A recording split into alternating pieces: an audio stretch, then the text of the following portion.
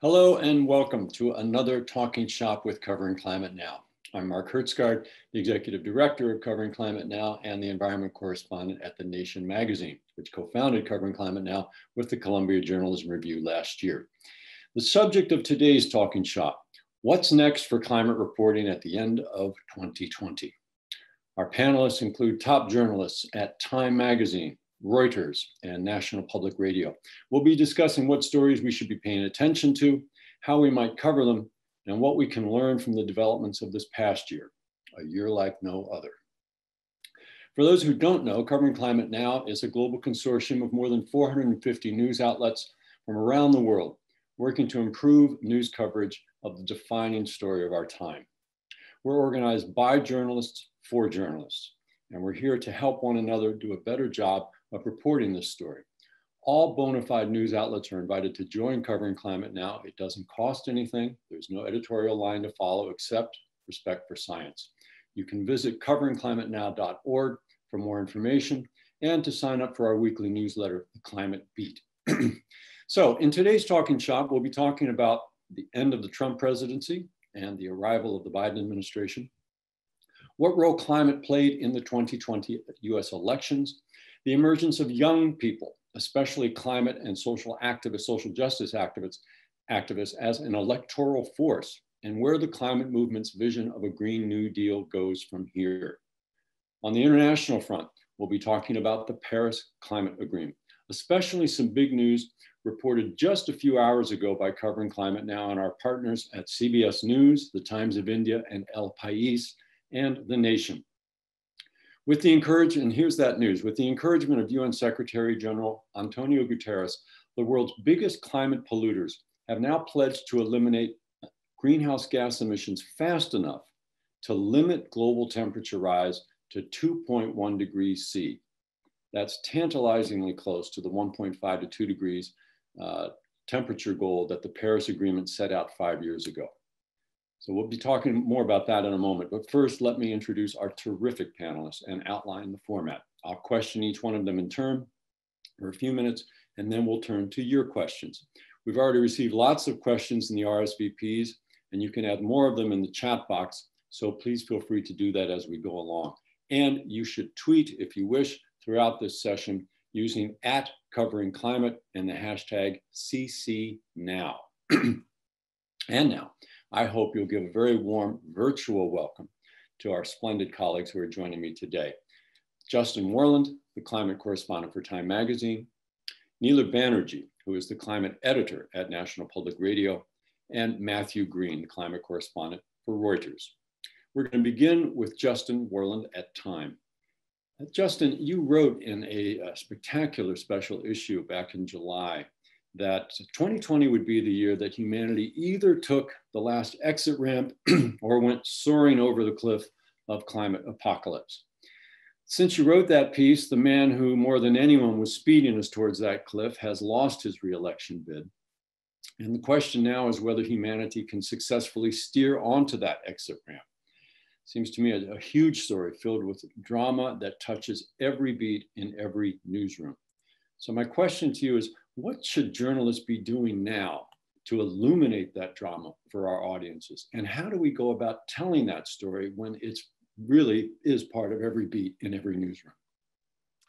Right. Well, thanks, Mark, for doing this. I'm thrilled to be here again. And I'm looking forward to the discussion and hopefully learning from everyone else as well. But I guess just to start with my thoughts on this question,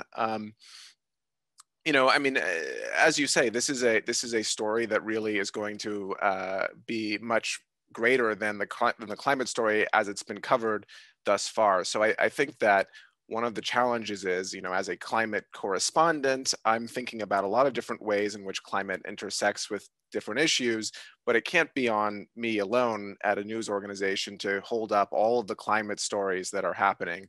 And so I think the challenge is going to be, how can we get others throughout the newsroom who aren't focused on climate change, who maybe haven't really thought about climate change at all as part of their mandate, to think about how climate intersects with what they do. I think for me personally, this has meant a lot of trying to look at Times story budgets, trying to hear what's happening elsewhere in the newsroom and find ways to, quite frankly, insert myself into the conversation and say, hey, have you thought about X, Y, Z? I think this is a challenge that will look different at every newsroom. I mean, we have a relatively small staff as a magazine. We're not a news network or a daily newspaper, but I think everyone has to find the best way to make those conversations happen, to find new innovative ways to tell those stories.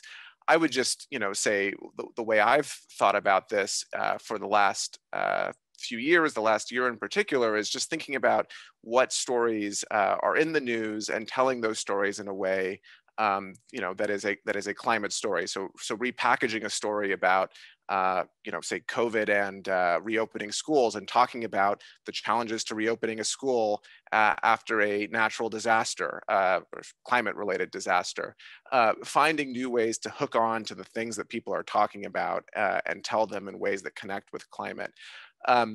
So I think it's a big challenge ahead. I think it's something that we're all going to need to think about in our own ways, at our own outlets. Mark, you're muted. Oh, pardon me. How close do you think we are to the exit ramp? Well, I mean, the thing about that story, that cover that you, thank you for bringing up and mentioning, I think is, we had an exit ramp to get away from the cliff, but we still have a long way to go to actually put ourselves on the path for a really sustainable future. And the cliff that I alluded to was really just having no chance of meeting that 1.5 target. There is a lot of variation between, as you said, a 2.1 degree world, which we have commitments to, but we have to actually see how do we actually meet those commitments. So there's a big difference between 2.1, 1.5, and 3 degrees. And so we've gone away from the cliff, but I still think we are a long way from being on that 1.5 pathway. But of course, it's encouraging to see the administration, the new incoming administration, say that climate is going to be a orienting principle to some degree. One more question before I turn to Neela Banerjee at NPR. Let's step back for just a second and try and figure out what just happened in 2020 with this election. There's a lot of talk now, understandably, on the part of climate activists such as the Sunrise Movement saying, hey, we claim some credit for putting Joe Biden in the White House. And yet, and certainly the data shows that there has been an increase, rather stunning increase, really, in youth voters, especially among people of color. And yet at the same time, at the congressional level, a lot of those champions of the Green New Deal did not fare all that well. So what's your take, Justin, on just what role climate did or did not play in the 2020 elections? Yeah, well, I think clearly the activism from Green New Deal activists, from progressive climate activists, was important. I mean, just in the sheer number of doors knocked on, phone calls made, et cetera, that energy helped drive the youth turnout in lots of places across the country. Now, you get into questions about, I guess, and I'll say one other point, which is I think the Biden campaign did a good job of building a coalition that included those progressive activists we were talking about, but also unions, people of color, environmental justice activists. And that group, I think, to a large degree, helped fend off this narrative that the Trump campaign tried to put out there about climate change killing the economy. And that narrative has worked to some degree in the past, but I think the Biden campaign did a really good job of talking to unions, over the summer and saying, hey, we're going to grow, we're going to create jobs. And so when Trump said, he's going to take away fracking, it's going to kill your jobs, they'd already heard something better from Biden. I think then to your point about going forward and the Green New Deal, look, I think it's complicated. I think that there's a small number of people in this country who are climate voters. There's a lot of people who just sort of see it as important as part of the mix. I think that I think climate activists are cognizant of this, despite perhaps some of the rhetoric. And I think the idea that it's like, a Green New Deal as formulated, as suggested by some progressive activists or or nothing is, you know, it's not that you suggested this binary, but it's a false binary. And I think there's going to be room for climate progress that looks maybe slightly different, but with some elements of the Green New Deal going forward. And progressive climate activists will be in large part to thank for that. Thanks, Justin. That's Justin Worland, who is the chief climate correspondent at Time Magazine. I'm going to turn now to our colleague, Neela Banerjee, who is the relatively new climate editor at National Public Radio after a long and distinguished career as a print reporter who was part of that wonderful investigative team 5 years ago at Inside Climate News that broke the Exxon News scandal. So Neela, you know, you're there in Washington, the incoming Biden administration, both Biden and Kamala Harris, the vice president-elect, spoke throughout the campaign that they very consistently, it was clearly this was the message they were trying to drive, that we're going to fight four crises when we're in the White House. Obviously, the pandemic crisis, the cratered economy that resulted, the racial justice, social justice crisis, and the climate crisis. They always included the climate crisis. So there's good reason to think that they're going to keep talking about that inside the White House publicly, which of course gives us in the media much more opportunities to really do justice to the climate story. So how are you looking at that there at NPR? Which you know, has done a lot of really good climate reporting, but hasn't really brought that into a department until you came along, really, and that's sort of your job there now, is to try and really raise the visibility of climate within NPR's reporting. So how are you looking at that going forward? Thanks, Mark. And it's really a pleasure to be on this panel and to hear what my colleagues think. I just learned so much already from listening to Justin. I think that what I hearken back to, being not just new to NPR, but new to being an editor, is my time spent, my decades spent as a reporter, including as an energy environment reporter for the LA Times in DC. And what I found really problematic about being a DC reporter who covered EPA and at that time, the Obama administration, was this sort of inside the beltway mentality, the horse race, like, you know, who, like your worth as a reporter is determined by whether you're the first one to figure out whether the KXL pipeline is going to be canceled or something. So what I'm trying to do, which I tried to do as a reporter, but because I had no power, I couldn't do it, is to work with my team at NPR to come up with a new paradigm. And that paradigm is to look at what's happening inside DC and then connect that action, that decision, that rollback or that new regulation to what is happening to people in their communities and in their homes. And my colleagues at other media have done this. I remember I think it was the New York Times did an excellent end of year story. It was either at the end of 2017 or 2018, looking at all the rollbacks that the Trump administration did of Obama environmental regulations, and found that this was actually hitting places that have hitting hardest the places that had voted for Trump, you know, the terrible twist in all of that. But there are other things too that we can be looking at. You know, so for example, there are regulations that the Trump administration has rolled back, and so the question is, how is that playing out for people's air quality, their health, their water quality? So that's one thing. Another thing is, in fact, that real focus on health and really driving home the relationship between climate change and human health in ways beyond, say, respiratory conditions and so on. And I think more people in the media are doing that. And I also think, you know, going back to like what Justin was saying about being in a newsroom where you might be the only climate reporter, and this is something that pervades the effects of climate change pervade all of our lives, is to be a resource for your colleagues to do that kind of work, right?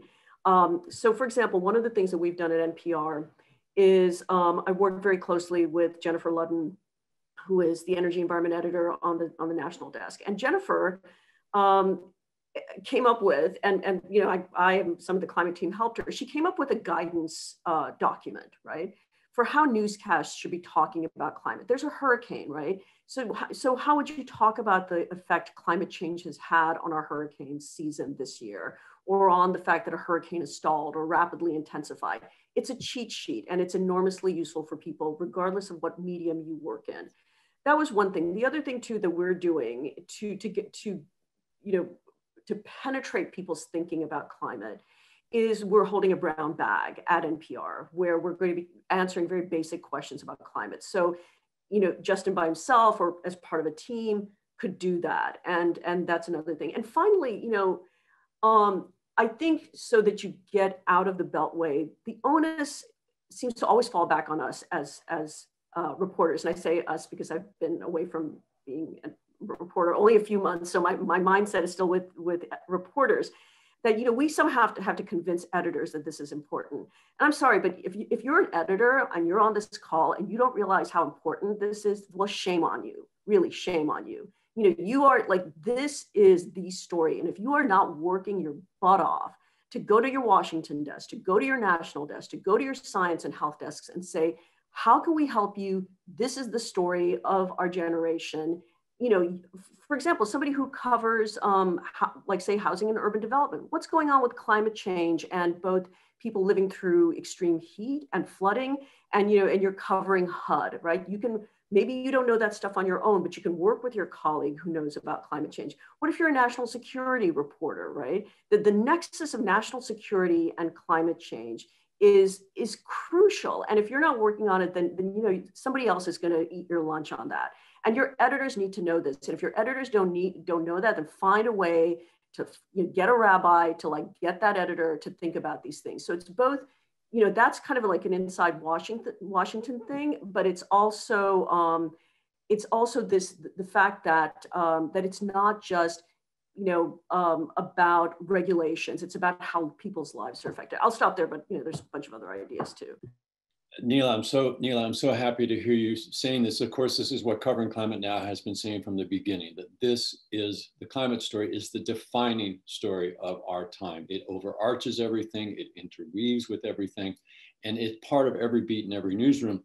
What you were talking about, the brown bag lunch that you're doing, reminds me that your colleagues here at the NPR station in the San Francisco Bay Area, KQED, they are planning to do something quite specific in this regard, where the science editor is literally setting up one-on-one meetings between her producers and reporters and their counterparts on the politics desk, on the arts desk, on weather and so forth, to really just sit down for an hour or two and say, okay, tell me about your beat, and then let me tell you about what the climate connections are there, and let me suggest that you talk to this source and that source and stay away from that source, et cetera, all the stuff that we all do as reporters all the time, but very systemically, deliberately trying to spread that information through the newsroom. Let's talk, Neela, one more question though, about really the Biden situation, incoming administration and Congress, because as important as it is to go out into the countryside, it is also very clear that there's going to be you desperately need strong leadership in Washington. So how is NPR going to be covering the climate story? For example, will your White House correspondents be briefed on climate and really, and also your congressional correspondents, so that it's not just the TikTok of, oh, so and so won this election and they're on that committee posting? So one of the things that I discovered about NPR that I didn't know before I came here is that our newsroom is a fair bit smaller than the other media that we're often mentioned in the same breath with, like the New York Times or the Washington Post. So we don't have above your weight.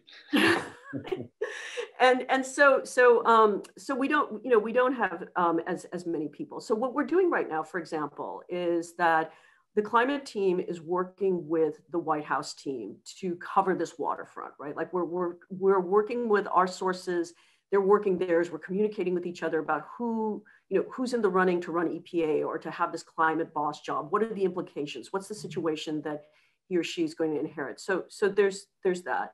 And then the other thing with Congress and just going forward after Inauguration Day, when it's no longer a transition but an administration, is that I think we'll be working closely with them because they're small and they want us to, I think, to take on more of Washington reporting, is to look at this administration through the lens of accountability. they've talked a good game, right? So what are they actually going to do?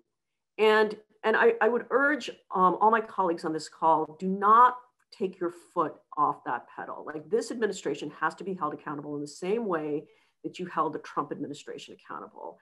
Their actions have to match their rhetoric without getting too much inside baseball. So I think we're going to do a lot of that. Another space that we're going to be looking at is who also have to be held to account is the business community, right? They're making a lot of noise about, their commitment to reducing their own emissions as companies or as industries. Are they actually saying that to Mitch McConnell? Are they saying that to Republicans on the Hill about brokering a deal that, the time has come? Bloomberg, you guys included this in a newsletter that you sent out recently. Bloomberg had this great article from middle of October about how companies that talk a good game, in fact, gave more money to members of Congress who deny climate change, and as opposed to those who are working on climate action. So it's that kind of accountability that is necessary. So those are some of the avenues that we plan to go down, and there's just a lot to do. Yeah. Oh, and one last thing I do want to say is about Washington and about covering this stuff. The argument to make to your editors about why the rest of the newsroom has to do it and not just you as the lone climate or environmental reporter is, look what's happened with the reporting on the pandemic, right? The Washington Post, the New York Times, the Journal, everybody broke these massive stories, did such excellent work because there was like 3, 4, 5, 6 reporters working on a story. That's really, I think, the new paradigm going forward. That's how you break news. Everybody works their sources. They come together and they write these stories that hold institutions to account, like the CDC, like the White House. And that is the paradigm that we can follow on climate too. That's a very interesting remark, Neil. Let me just quickly follow up before we go to Matthew Green. I agree with you that kind of sort of swarm approach is really produces excellent work. At the same time, it is also led by the end of this year to exhausted newsrooms, to exhausted colleagues. So is there anything, now that you're somewhat in a management role, that you can do to make that procedure easier and sustainable over time? Yeah, that is a hard one. I feel like NPR is very good about trying to make sure people don't get burned out, or giving them the room to admit that they're burning out. And as somebody who has covered very fast moving, very intense stories in my career and have felt myself burned out, I think the trick, both as a reporter, but especially as a manager, is to really catch yourself or catch your team before they burn out. Like, by the time, it's how, like, in sports, they tell you, like, drink before you feel thirsty. It's like, catch yourself before you start running on fumes. And make sure that people really do understand that they're a team, and that, there are going to be times when somebody's going to be out of the picture. You're going to have to pick up his or her slack, and that will buy you, the goodwill for you to take time off. We just put together a small team to look into the CDC in a way that NPR never has. The 2 women are earlier career reporters, they're friends, and they really look out for each other, and they work in such a great collaboration, including looking out for each other, sort of emotionally and physically. And I think that's the way you do it, is that it's a very kind of a golden rule approach to journalism, right? You want your reporters treated the way you'd want to be treated. So that's the way to do it. Thanks, Neela. That's Neela Banerjee. She is the climate editor at National Public Radio. And I have to just quickly interject here. Anyone who is looking for that kind of background material that we just discussed, as far as that you can share with your colleagues on other beats or with editors, please come to the Covering Climate Now website, go to our resources page. You'll find all of our old climate beats, for example, the one referencing that terrific Bloomberg Green story. That really called out the hypocrisy of some of these greenwashing companies. That's all there at the resources page. You'll find a Climate Science 101, a sort of a 1-hour briefing if you're suddenly thrown onto a story and you haven't done a lot of climate reporting. We give you what you need to read in 45 minutes so that you can actually sound like you know what you're talking about. All right, now let's broaden out a little bit to the international sphere, and let me bring in my friend and colleague, Matt Green from London. Reuters, the climate correspondent there.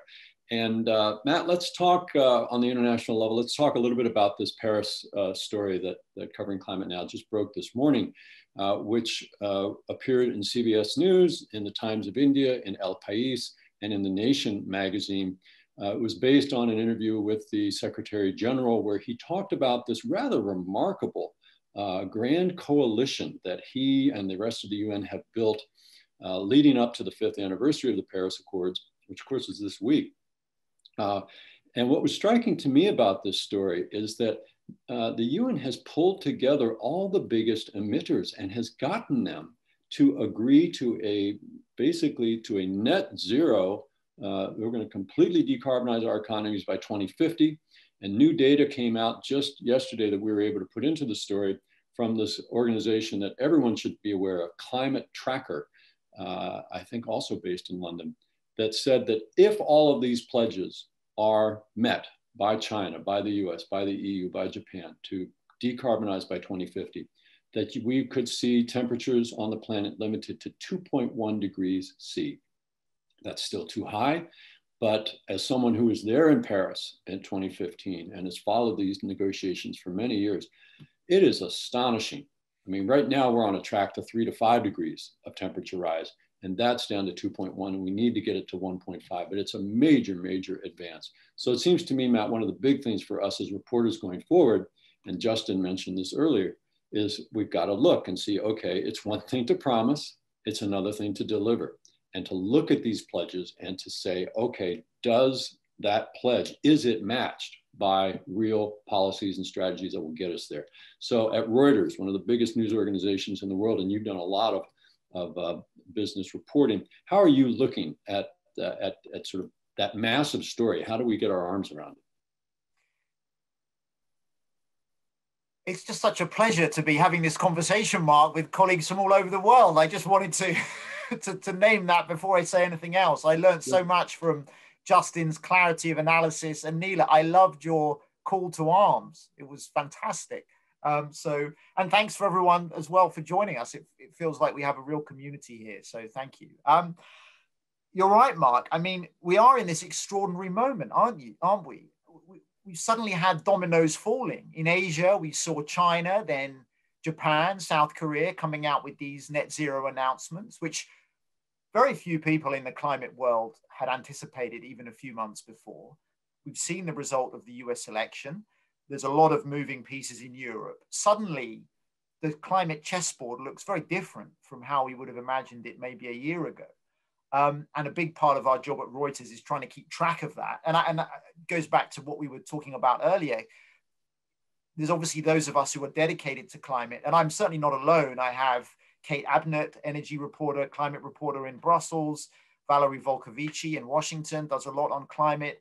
And of course, we have a new climate editor who's been with us for 6 months, Katie Daigle, who brings a lot of science reporting expertise, which we've been a little light on at Reuters. So we're getting into a fighting formation. But as you say, part of the challenge is to almost keep the rest of the organization aware of quite how quickly this story is moving. How do we keep governments to account? It'll vary in each case. And there's probably more we could do actually in unpacking some of those commitments. I'm certainly keen to liaise with colleagues in Asia on what's really going on inside Japan and South Korea, obviously critical for coal power financing in that region. And we've got plans on that front. But also companies and investors. I mean, this is a huge sea change we're seeing. Streams of net zero announcements and commitments on biodiversity. But what do they mean? How do we really get inside these boardrooms, build contacts with middle management in these companies who really know what's going on and hold them to account? Because I think those of us who are looking at the place where climate change and business meet can have an absolute field day in 2021 in saying, well, you said this last year, what are you doing about it? So accountability is coming up again and again in our conversation this morning as a real key theme as we go forward. Let me push one step again here, Matt. I've been reading in recent days some blowback actually from some types who say that, oh, all of these pledges, this is just political theater. It's meaningless. Why is anybody paying attention to the Paris talk? That's not what's going to change things. And yet, what I see in the 5 years since the Paris summit, is that the business world, and especially the financial world, is moving much more rapidly than many governments do. In fact, the Secretary General made that point in his interview the other day with El País. So, and to me, I think that probably what happened there, and I'd be curious for your take on this since you've done a lot more business reporting, is that the smart money looked at that Paris summit in 2015 and saw every country in the world, with the exception of one or two, signing on to say, okay, we have got to decarbonize the economy, the global economy by 2050. That's clearly where we're going. And of course, they're also looking around and seeing the science, which is getting more and more clear and dire, and the events. And the smart money left the room, right? They're moving out of fossil fuels and into alternatives. And my sense is that that's largely, or at least somewhat, pushed by that decision in Paris. What's your take on that? And how do we follow this business story and look at, as you put the other day, there's going to be trillions of dollars flowing around the world economy, out of the old industries and into the new. So how do we tell that story in a way that engages our audiences? Yeah, there's a lot to unpack there. And I agree with you, Mark. I think finding a way to convey the seismic shifts that are happening in the world of finance to a broader audience is actually a really important duty of especially those journalists working in the where climate and business collide. You're right. The Paris Agreement, we can find as many flaws in it as we wish. And yes, of course, rightly, we should be skeptical about promises stretching decades into the future. And yet, for the investor world, and I'm talking about the investor world, the business world is different. I'm talking about Wall Street and the City of London and financial centers around the globe, the people who decide where the capital goes.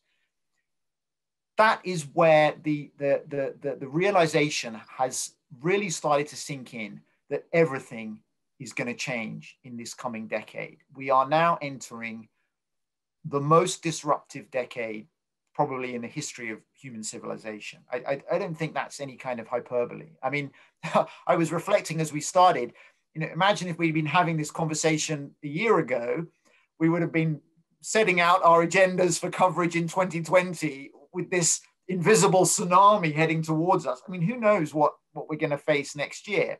Nevertheless, there's no question from what I'm seeing that the money is moving. It's not moving anything like fast enough to meet what science demands, but there are and I guess this is how I see the climate story at its most basic level. It's a huge fight, right? It's a huge fight between the new, and I mean new in almost every sense, politically, generationally, new paradigms of the type that Neela talked about, and the incumbency that wants to carry on business as usual for as long as possible because they're sitting at the top of it. And we're seeing the casualties from that. I mean, ExxonMobil just wrote down $20 billion. It used to be one of the most powerful companies in the world. I mean, if I speak to colleagues in the hedge fund world who've made a fortune shorting fossil fuel industries, and more and more. I'm not, I don't want to sound like I'm sort of cheerleading for finance because, you can make the opposite argument that the financial system itself is actually the problem. That until we fundamentally change the way the whole global economy operates, then we're not getting anywhere close to solving this. And I think there's truth in that. And yet, there's so many front lines of contestation within companies, within banks, within investment funds, between regulators, within governments, that it's it's a goldmine of stories for those of us who are trying to illuminate how the people who make decisions about money and pull the levers or don't pull the levers are now suddenly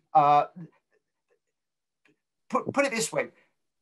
Parts of the business world that to me would have sounded incredibly tedious 18 months ago, accountancy, insurance companies, energy modelers, all of these institutions are incredibly important in deciding where we're going to end up 10, 20, 30 years from now. And a big part of our mission at Reuters is to shine a light on those actors and the decisions they are, or in many cases, aren't making. A gold mine of stories, folks. Isn't that wonderful to hear? Lots of work to do. This is a great discussion. That was Matthew Green, the climate correspondent at Reuters. I'm going to now turn to some questions from our fellow colleagues that have come in over RSVPs and also here in the chat. And there's some recurrent themes, so I'm just going to kind of combine a number of questions, if you don't mind. One of them that keeps coming up is there evidence for that the audience wants more climate coverage? And for that, I'll just dispense and say, yes, there is a lot of evidence. It comes from a couple of our institutional partners, actually, at Covering Climate Now, the pollsters at Yale and George Mason University, and we will post their information there in the chat. But essentially, more and more of the public, well over 70% of the public now, according to the latest surveys, wants more climate news. And that includes, not just in the United States, by the way. And in fact, this is a Reuters Research Institute, Matt, who came out with this finding rather. About 70% of the adults around the world are wanting more of this. And in the United States, that is true even of people who identify as Republicans, especially if they're under the age of 40. So the idea, anybody who's still getting pushback from their management says, oh, this is climate change is a political story, or we've got to be careful about that, people don't like it. That is outdated information. That used to be true. It is less and less true going forward. And now, in fact, most of the audience wants to hear about this. So, and a second question is related to that. And I'm going to throw this first to you, Justin, and then the others can comment. Are your news organizations doing anything internally to measure or somehow understand how your stories are landing with your audiences? In other words, are you finding in your own reporting the same thing that these surveys indicate, that people say that they want more climate coverage? So are you looking at that? And if so, what are you finding? First, Justin, and then anybody else who wants to comment. Yeah. So, you know, we don't necessarily have an internal, you know, climate change internal tracking project to see like exactly, you know, answer some of these questions, but I would just offer a few thoughts.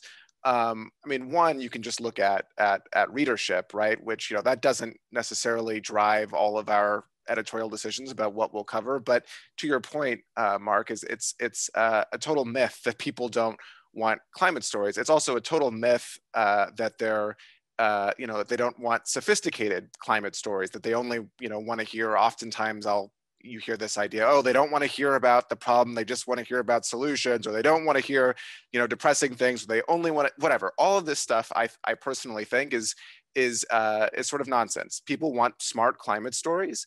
I'll say one of my best read stories of last year was about the European Union's effort to implement a border carbon adjustment.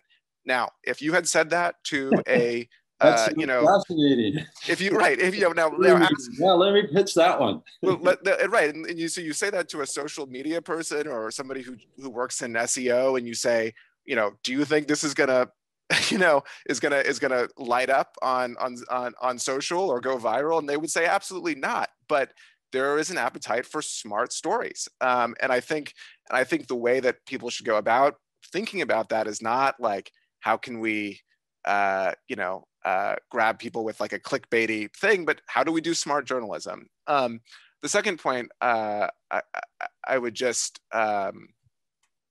make is just, well, I lost my train of thought. So I guess I'll leave it there. But I had a second point that I had in the very beginning, and then I lost it. It'll come back to you, Justin. Yeah, I'll come back. Quickly to Neela, who needs to unmute herself. You know, Neela, radio is such an intimate medium that we often listen to in our cars and so forth. So you have a special kind of relationship to audiences. So how do you guys look at this? Are you measuring the appetite for climate stories? Yeah, we are. So the mere fact that I work at NPR now is evidence of that. I mean, NPR has covered climate in different ways, mainly out of the science desk, but basically through surveys of its audience, it discovered that they wanted more climate, and they didn't just want climate coverage to be mainly about science and though that's important, but just at the science desk. So I am an editor who's based on the science desk. My brief is to work with reporters across different desks, like international business, to work across media, you know, podcasts, radio, and digital, and we're doing that. And so part of it is that that I think bigger news organizations have done internal polling that shows that their audience wants this. Jobs are created this way, and then I'll give you like a couple of examples of some of the things that we've done that I think speak to all of those platforms. One project that we just finished right before the election was a week-long project that was on All Things Considered for 4 days, every different segment every day, and also on digital. And it was about how when in the United States, when you are looking to buy or rent property, you do not know if your property is at risk of fire or flood, and why that system exists. So we illuminated this vulnerability that people have, and in different stories. We did it through talking to people who live in these places, who didn't know they were in flood zones or fire zones, who survived these various catastrophes. And we also gave people, we pulled together a sheet that you can use. Like if you're going to go look at a property, you can download this and you can go and get, you know, you can ask the realtor about whether there's flood or fire risk. You can look around the neighborhood, all of these things. So that was something that worked. That sheet was on digital. The stories, people's voices, the intimacy, the sound of water or fire, or walking through, you know, crunching through the ash of your home that's been burned up in California. That we did that on radio, and we did it on podcasts, and it's going to continue. Like we're doing something in April on this podcast we have called Life Kit, where we're going to show you, like, you know, when you're looking at property, what you need to ask and why, and what you should expect to get. So it's that kind of thing that I think NPR is trying to do, and you know, work those different media, and with the recognition, you know, this goes back to the audience question, that different people, what we found is that, especially with the pandemic, that there are different demographics who go to those different media. So the people who used to commute, they're not commuting anymore, so they might be listening to it through a streaming service like NPR One, or, you know, Alexa, or I don't know, I'm like not that high tech, but then our younger audiences listen from podcasts, right? And we have like this massive digital readership now. I mean, when I was at Inside Climate, I thought if like 1,000 people read my story, that's amazing. When I congratulated one of my reporters that 30,000 people had read a story, he was just like, who cares? You know, if it's not 250,000, like, don't bother me. You know, it's just and it's so, you know, there's that. I mean, people are reading things, and as an editor, every morning I'm on a call where we get that information, and I get an email every day about what our top stories are on digital. So yes, there are internal metrics, people are following it, and there's a real appetite for it. Thanks, Neela.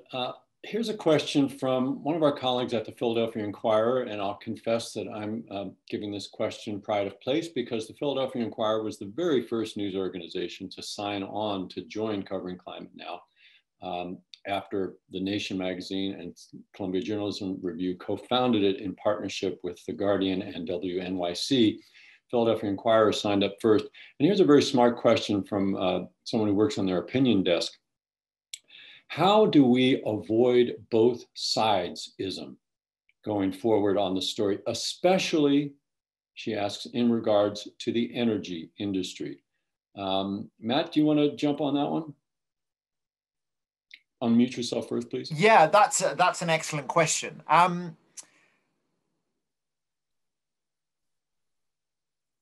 I guess the ultimate principle at play here is find out the truth, right? I mean, that's not always easy when you're on a quick deadline and you have to get copy out. And yes, we all have to work to standards of balance and freedom from bias. But ultimately, the solution to that is to know your beat. I'll give an example of a story that we did, which maybe speaks to this, particularly on the energy industry, which we ran in August, which we started at the beginning of the year, but COVID rather delayed things. It was about the American Petroleum Institute, which is obviously the main oil and gas lobby in the US. And they'd launched a campaign at the start of the year called Energy for Progress.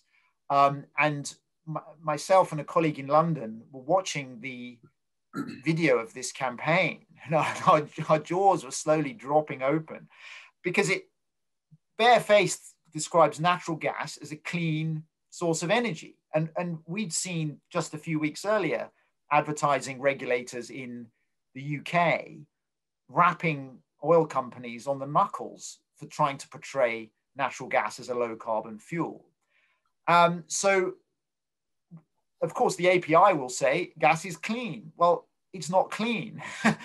We spoke to lots of scientists who unpacked for us all the models on why we need to reduce burning of natural gas and so on. So ultimately, I don't think there's any other remedy for that sort of dilemma than to really tunnel into the data and come down on the side of the truth.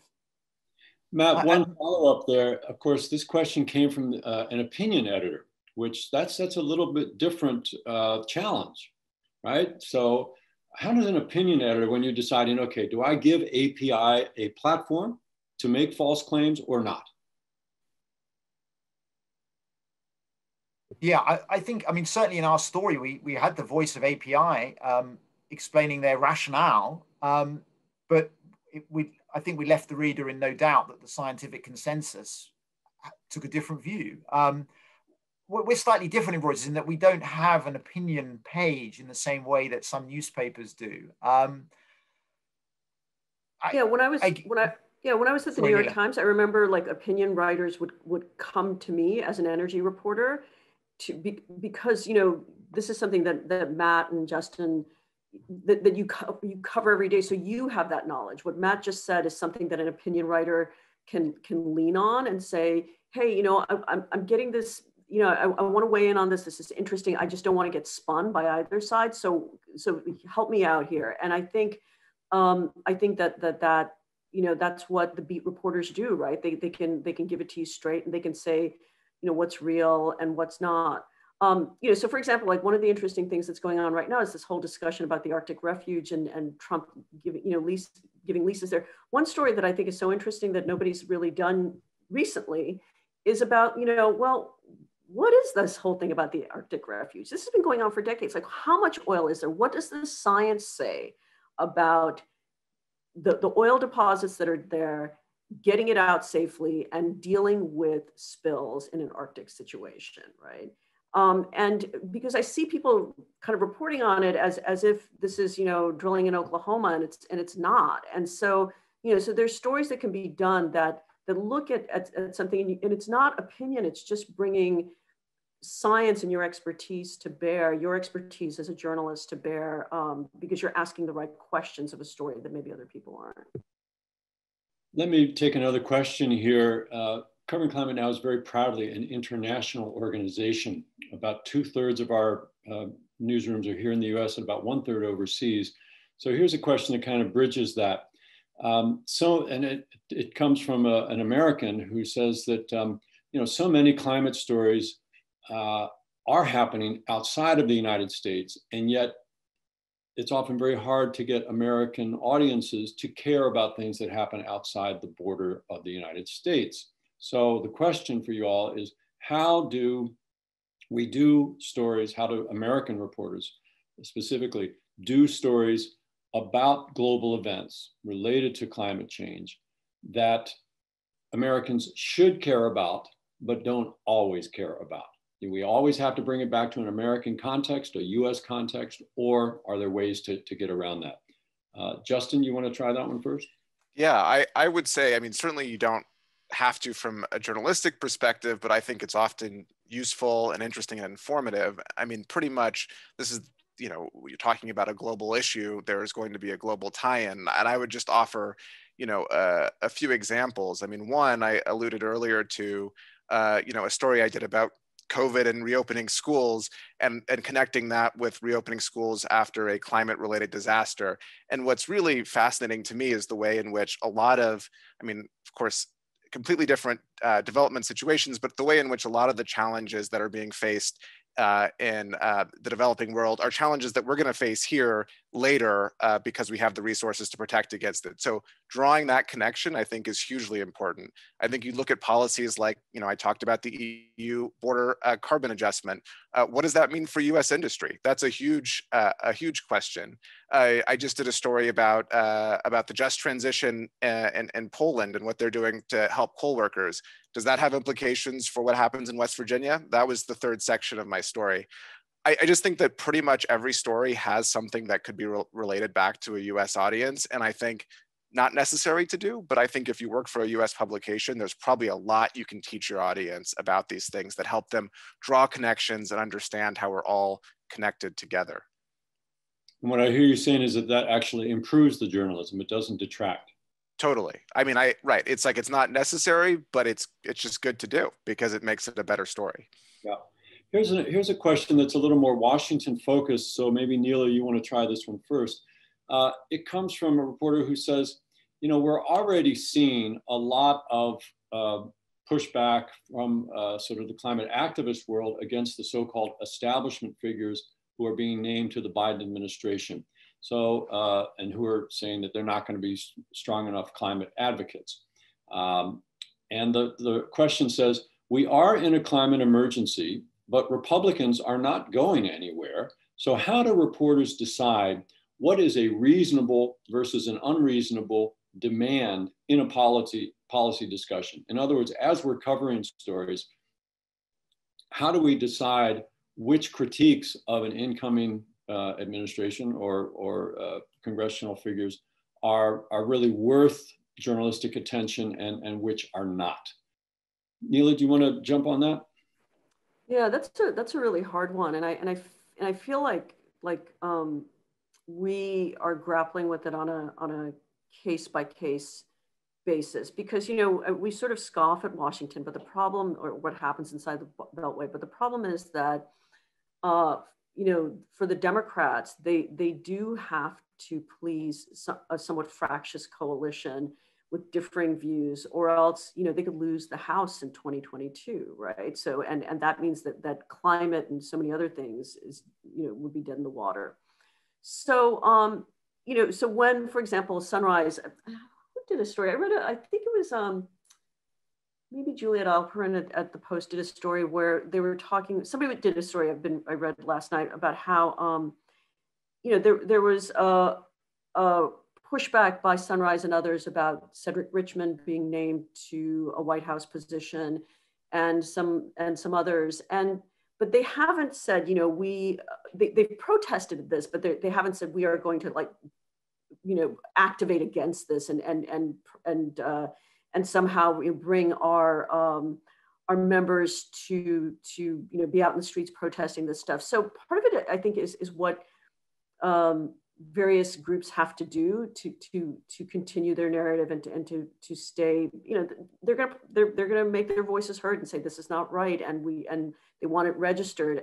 But it's not that they're going to somehow, you know, pull away from the Biden team. I think there's a lot of sort of wait and see. So it's hard. And I think when it's helpful, I wish I could remember that story, is when you can put it in that context. You can say, yes, the Sunrise Movement went and did this protest, but they're not going, you know, the full route of just screaming bloody murder and pulling out of a coalition. So I think analysis definitely helps with that. And I think the other thing is again, not to get sort of pulled in too much between, like, you know, what the Sunrise Movement is saying, what the Republicans can do.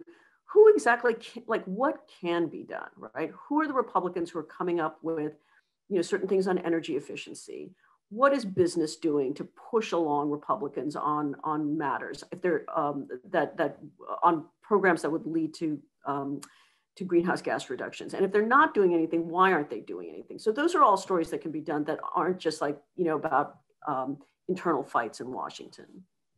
One other thought there too is, let's always, getting back to both sides, and let's always remember that the truth is not necessarily halfway between the contending sides. If Sunrise says something and API says something else, the truth is not necessarily right in the middle. And the way we find the truth, as Matt Green said, is to do more reporting. Yeah. And luckily, there is a gold mine of stories out there, as Matt said.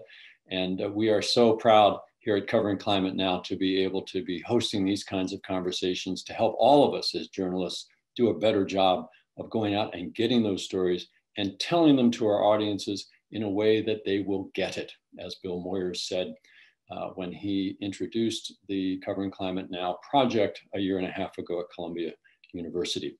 So that's it for this week's, or I should say this session's Talking Shop.